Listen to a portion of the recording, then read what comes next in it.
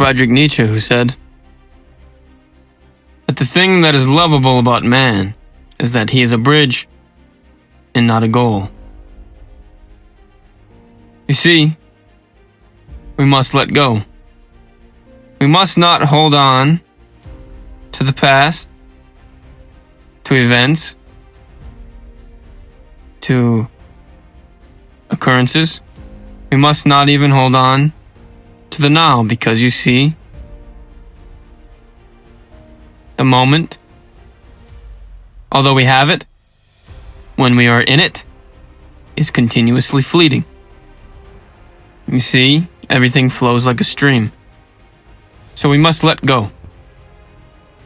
And I think this is kind of what Soren Kierkegaard was talking about when he said that life can only be understood, or life can be understood backwards, but it must be lived forwards.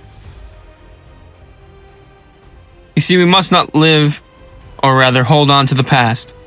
We must not hold on to it so that we do not develop resentment towards people and the things that they have done to us. We must accept this. We must accept them. We must accept the past and let go of it and move on. We must push forward. And this is similar to what Friedrich Nietzsche was talking about when he said that the thing that is lovable about man is that he is a bridge and not a goal. You see, we must push forward. Amor fati, as Friedrich Nietzsche would say, we must find joy in the pursuit of excellence, in the pursuit of achievement. You see, there's a lower and a higher nature to man. And we can go both ways. Fear can push us backwards, or it can push us forwards.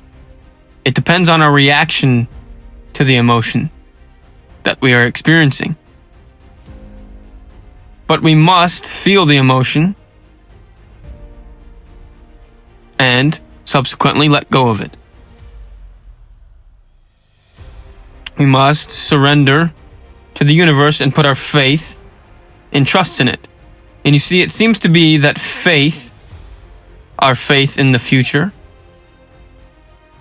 our faith in the potential of a perceived outcome, that seems to be able, that seems to create meaning, or what we would call meaning. Although obviously this is more or less anthropomorphic. But it certainly seems to serve some sort of a function in the brain, which is advantageous for our progression, or unconducive and corrosive, which could lead to our regression. You see, as I said, there is a lower and a higher part of man. And as Nietzsche described it, there is a rope which extends across the abyss. And on one side there's the Superman, and the other, the animal instincts. And we can go one or two ways, or rather we can go either way, towards the animalistic instincts, or towards the higher man, the Superman, as Nietzsche would call it. We can either ascend or retract. But you see, this is why I think it's important to surrender to the moment, to not hold on to it, and to not hold on to the things that are happening in it, or that have happened in the past. You see, the past is the past. The past is gone. We must move on. And we must realize that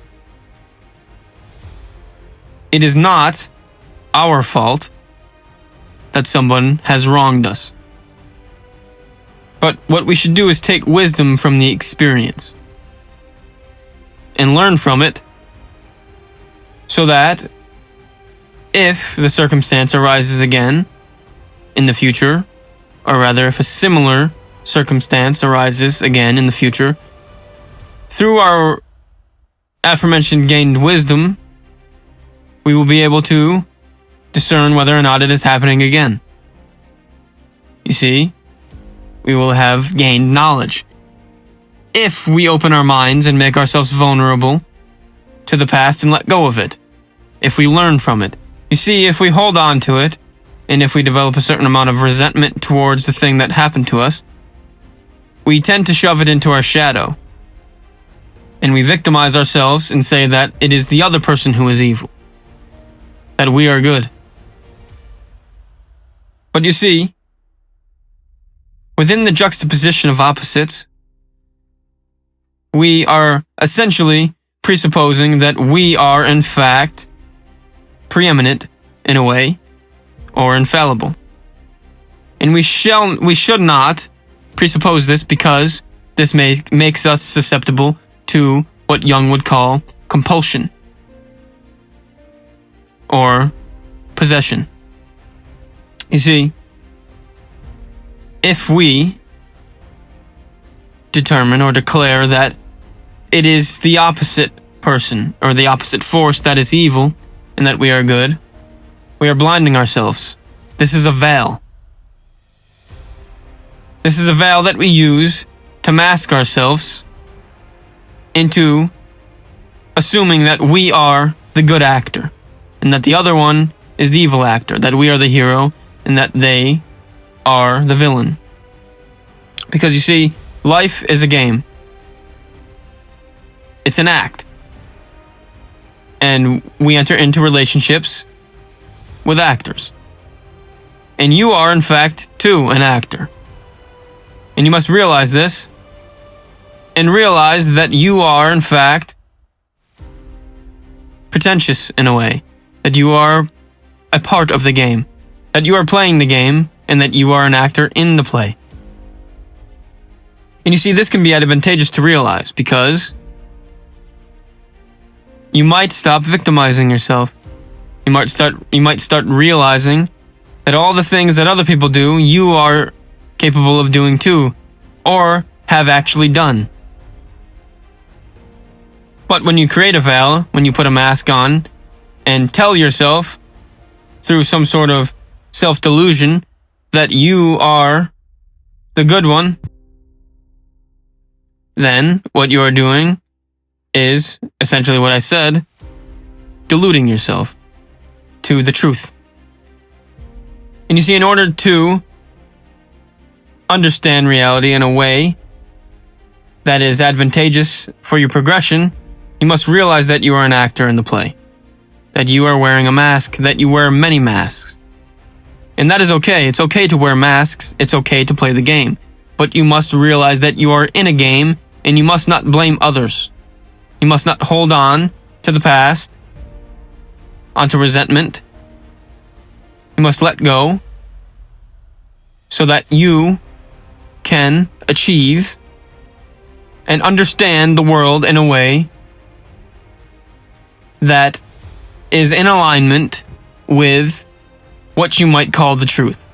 Although obviously the notion truth is a profoundly ambiguous word, and it is multifaceted in its interpretations. But in our particular case, I think that we can call it truth in terms of trying to understand the material world in a way that is advantageous or conducive to the progression of the actor, which is you. And I think an important thing to realize or to be aware of is the psychology of C.G. Jung. And a quote that I have remembered by him and that has stuck out to me and I remind myself of a lot is, where there is a will to power, there is a lack of love. And my interpretation of this is that when someone wants to exert some sort of control onto you through manipulation or what have you, what is essentially happening is that internally they feel weak and fearful. And through their fear, they want to gain some sort of control through the inherent desire for self-preservation. And in so doing, they will most likely subconsciously begin to manipulate you. And this isn't necessarily malevolent on their part, although there are people who take pride in their ability to manipulate. And you must be aware of these people. But you must also be aware that most people with manipulative qualities are doing this unconsciously. They have not made the unconscious conscious, as Jung says. And in order for them to realize this, they must make this unconscious propensity conscious. And you see, when you enter into a relationship with a person, surely they're going to manipulate you in certain ways. And you are probably going to manipulate them in certain ways. You're both going to victimize yourselves and make the other person feel as if they are in the wrong. And this is the game we play. This is the role of the actor, to deceive themselves. This is what God does. He fools himself. And you must embrace this inherent quality, this human characteristic, which seems to be unavoidable. As Jung said, projection is an unconscious thing, and it can only be observed or understood in retrospect. Meaning that if we are to project, we are going to do it and not realize we are doing it until after the fact, until we are made aware of our inherent unconsciousness. And you must understand this, and you must not hold on to the past or to resentment. You see, as Kierkegaard said, life can only be understood backwards, but it must be lived forwards. So it is okay to make mistakes, and you must forgive people. But you also must be able to realize, or rather, determine whether or not someone is doing this consciously, manipulating you. And if they are in fact malevolent, because there are certain people out there that are like that, who find pleasure in it. And it is my belief that you should really feel even more sorry for these people, because they are hurt. And the reason they are doing this is because they have been so profoundly hurt that they have built walls so big that they want to keep you out. That they do not want to let you in, so they use these defense mechanisms to keep you away from them. And this is okay. This is their role in the play. And although they are self-deluded, you must congratulate them, because they are really a part of the game. They have fooled themselves, and this is okay. You must realize all of this, and you must realize this so that you can acknowledge it within yourself and realize that you too are a part of the game, and that you are in fact an actor yourself. That you are not separate from the masquerade. That you too value yourself. This is an inherent propensity of man, of the intellect, of the ego. The ego wants to fool itself. It doesn't want to acknowledge that it is also evil and not just good. And that the notion good and evil is merely an anthropomorphic presupposition. It is not what you might call truth. Because what is truth? Truth is merely an idea. And I think this is what Kierkegaard was kind of talking about, where he said that Socrates seems to be simply a symbol for idealism. Because you see, in the Republic, what Socrates is essentially doing is formulating a utopia and his own dogmatic belief in what is reason and what is truth and what is justice. To him, it's a subjective belief, because essentially everything is subjectivism. And I don't think that there is really a difference between materialism, idealism, or subjectivism, because it is all inherently dogmatic. Because, you see, everything is inherently dogmatic, because what we do is create categories for things and for people and put them into boxes. As Dmitry Karamazov said in The Brothers Karamazov, man is broad, too broad, indeed. I'd have him narrower. And this is a socialistic statement. And obviously, like any sort of political leaning, socialism is predicated on the belief of what it believes to be good, of what it believes to be righteous. You see, any sort of belief is dogmatic. And any sort of belief whatsoever is technically fallacious. Because how can we say anything that is objective and irrefutably true without being dogmatic in our presumptions? I don't think that we can. And this isn't to say that morality should be repudiated. I think there are obviously certain things that seem to benefit societies.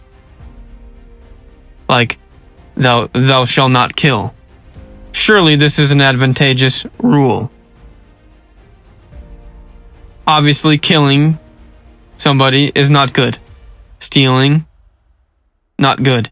And maybe, let's say it's not good, but it's inflicting some sort of harm on somebody else, which isn't advantageous for anybody. Of course, because if you understand that all is one, that we are all actors and we are all fooling ourselves, then we should not inflict harm on others. We should all be playing reciprocal roles in the play. We should all understand that it is a play. And even if there are evil roles in the play, we should understand that it's a play and that we shouldn't actually harm each other. But, of course, people are going to do this. That's humanity. That's life. That's reality. And that just seems to be the case. Well, what do we do about that? I don't think there's anything that we can do about that, but simply philosophize and understand. But perhaps we shouldn't even try to understand. Because also, one thing I learned from C.G. Jung, and I don't remember the quote exactly, I think it was in The Undiscovered Self, where he said something like, where understanding is gained, knowledge is lost. So basically what that means, I think, is that we should never declare that we understand something, because when we say that we understand something, we are failing to humble ourselves in our opinion. We are becoming arrogant and dogmatic in our presupposition, because we are saying that we understand something, that we know the truth, instead of realizing that the truth that we think we know could be something else. Because you see, Jung focused a lot on the notion of opposites and the tension of opposites, and he believed that there was a tension of opposites to everything. He paid very close attention to alchemy, and the alchemists focused very heavily on the idea of the opposites. Cold, hot, solid, soft, things of that nature. Masculine, feminine, good, evil. You see, everything in this world is contradictory. And that's okay. That's language. That's the way that we perceive the world, through opposites. But it's very important to understand that and to pay attention to that, because I think it has profound insight into the whole entire study and philosophy of the idea of truth. Because when you realize that everything has an opposite, that juxtaposition is unequivocal, then you realize that whatever you say has an opposite. So if you say something is good, it's also bad. It's contradictory. Because to have an idea of something, you have to have an idea of something else. To say that something's good, you have to say that something else is bad. You cannot have good without bad. You cannot have masculine without feminine. You cannot have cold without hot. These are merely ideas. They are not an accurate depiction of what is actually going on. As Kant was saying, with his categorical imperative, that we attribute categories to things, but they are not actually the thing in themselves, to speak epistemologically. What we are doing is merely describing something, but it's not actually the thing. I guess this is the belief in the belief that the material world is actually made out of stuff that we cannot describe. But we describe things with our mind. But just because we say that something is good, well, what does good mean? Just because we say that something is a chair, well, that's just an idea. That's an idea and a category that we have created. You see, no chair is made the same. No chair is identical to another chair. You could have 5 chairs in your house. They're all chairs, but they're not the same chair. They're not the same thing. They're not made out of the same... They're not the same. They may be made out of the same stuff in terms of...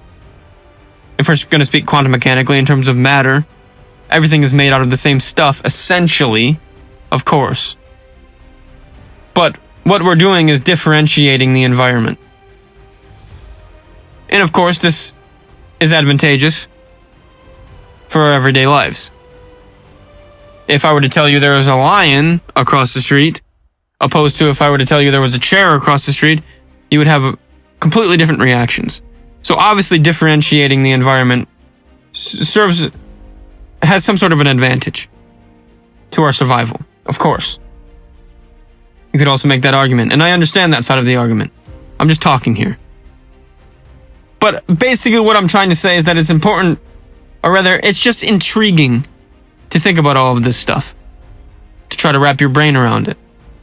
And that's just what I try to do. I don't want to say that I necessarily believe in anything, rather that I contemplate everything. Or at least I try to. And of course, I might be dogmatic in my beliefs, and I certainly have certain biases. Of course, everybody does. I don't think that this is something that we can overcome. But I think if we pay attention to ourselves, and if we humble ourselves, and if we keep ourselves open to the world and vulnerable, that we can continuously check our beliefs and our convictions.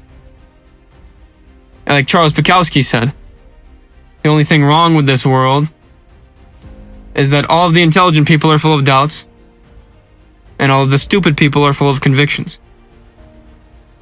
And certainly this is a problem, because there are plenty of people who are utterly convinced that what they believe in is the truth, and there's nothing that you can do to sway them on their belief. Intelligent men, great men, there are plenty of men who are complete dogmatists, You could not convince them otherwise. And I guess Charles Bukowski would say that these people are stupid. And I think Friedrich Nietzsche would say something similar.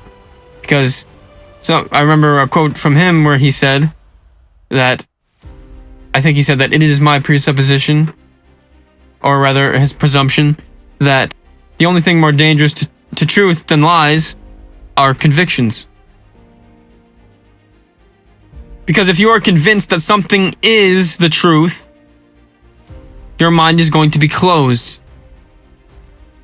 And you're going to minimize the sheer vastness of reality and of people, if we're going to speak politically, in terms of political leanings and things of that nature. Socialism, Republican, democracy, stuff like that. You see, what you're doing when you create political ideologies is minimizing, or rather putting people and things into categories and telling them what they should and should not do and how they should and should not behave, who they should be, who they shouldn't be. You're condemning certain people for doing certain things and living a certain way, and offering benefits to other people for doing certain things and living a certain way, which is, I think, walking along the line of violence. It's almost genocidal in a way, because, you see, when you condemn people for living a certain way, I mean, you're condemning them. So of course, this is evil in a way, because you're telling them that they should be different, that they are not okay the way they are. And surely there are certain people who do certain things that obviously are not advantageous to society. You know, if somebody kills a baby, yes. I mean, me personally, yeah, obviously I would believe that that's bad. You shouldn't do that.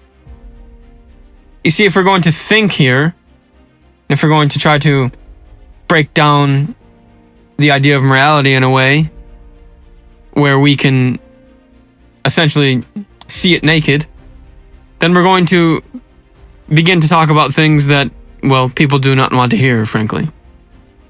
But I think this is the responsibility of the philosopher, to think about things like that, to break down beliefs.